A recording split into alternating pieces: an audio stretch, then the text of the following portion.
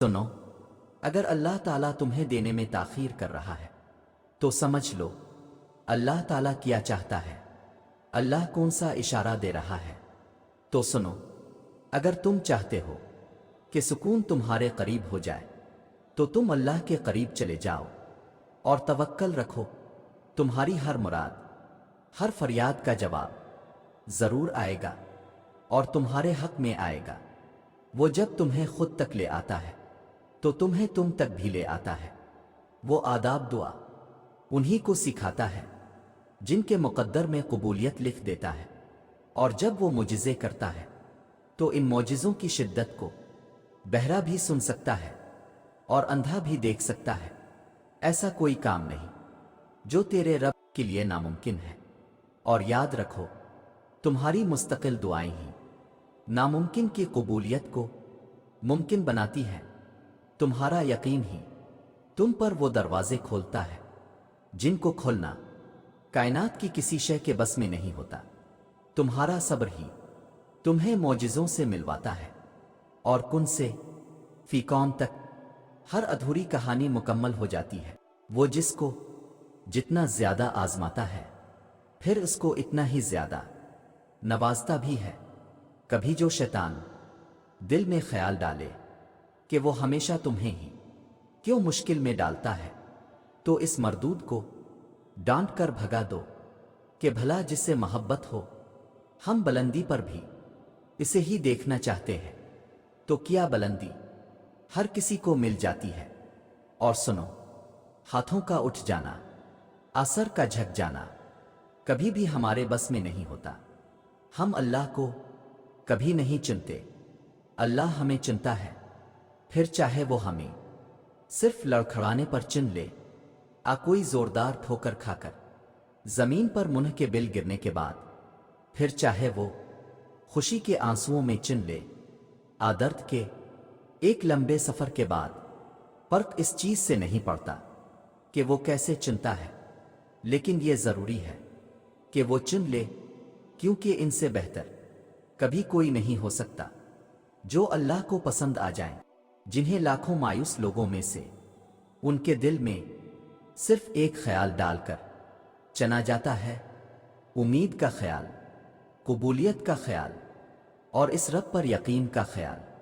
ایسا خیال جس کا پیچھا کرتے کرتے وہ اللہ تک پہنچ جاتے ہیں، جن کی پہنچ 7 آسمان پار تک ہو، ان کے زمینی کاموں کے ذریعے پھر کیسے اور کہاں سے بنتے ہیں، یہ خیال بڑے بڑے عقل والوں کی سمجھ سے بھی باہر ہے، کیونکہ وہ ممکن اور ناممکن کی جنگ میں الجھ کر ہار جیت کا فیصلہ خود سنا دیتے ہیں۔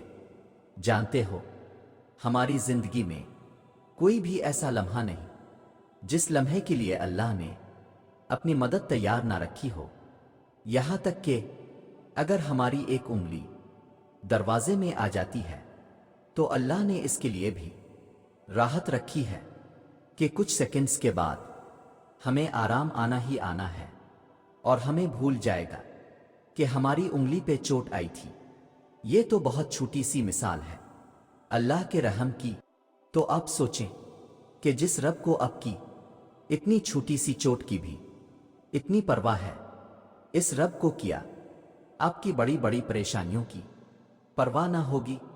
اللہ پاک کی رضا کے بغیر درخت کا ایک پتا بھی نہیں ہل سکتا۔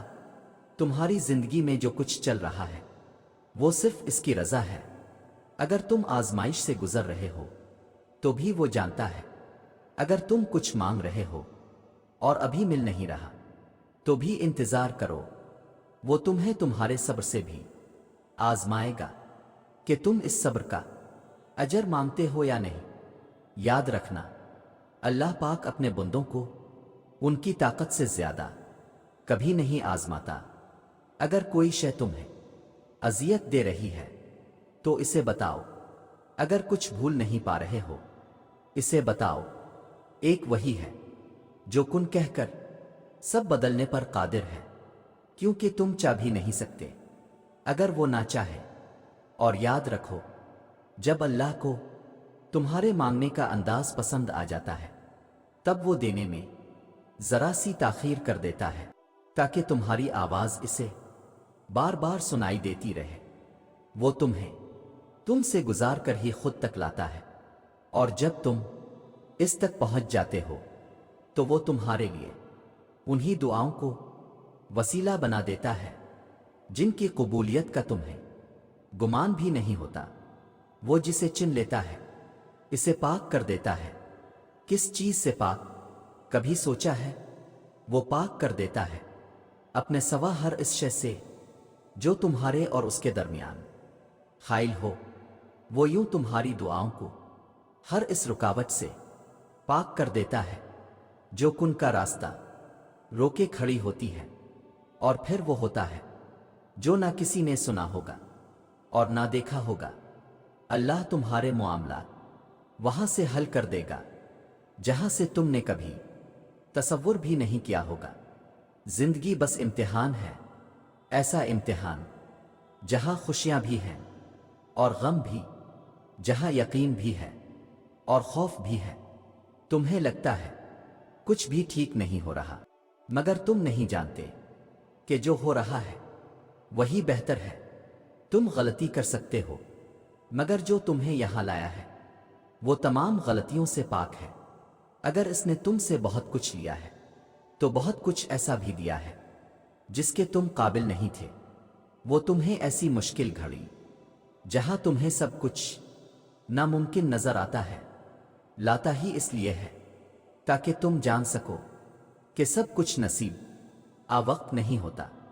کچھ چیزیں بس دعاؤں کی محتاج ہوتی ہے، پھر فرق نہیں پڑتا کہ دنیا رکاوٹ بنے پھر مقدر۔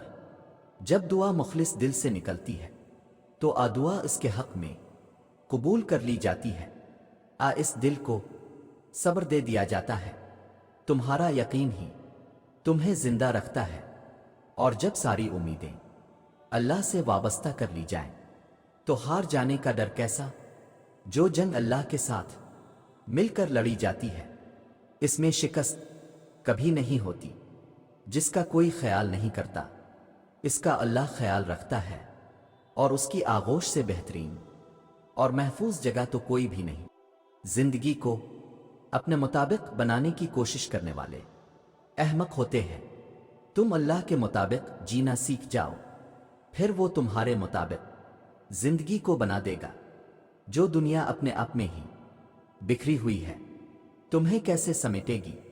تو تم اس کی طرف لوٹ آؤ جو ایسے سمیٹ لیتا ہے کہ پھر کوئی توڑ نہیں سکتا۔ بس وہی ایک تمہارا ہے تو تم بھی اس کے بن جاؤ، جگ تمہارا بن جائے گا۔ زندگی ابھی بھی باقی ہے، راہیں بھی نکلیں گی اور بہت سے نئے دروازے بھی کھلیں گے، منزلیں بھی ملیں گی، معجزے بھی ہوں گے اور دعائیں بھی قبول کر لی جائیں گے۔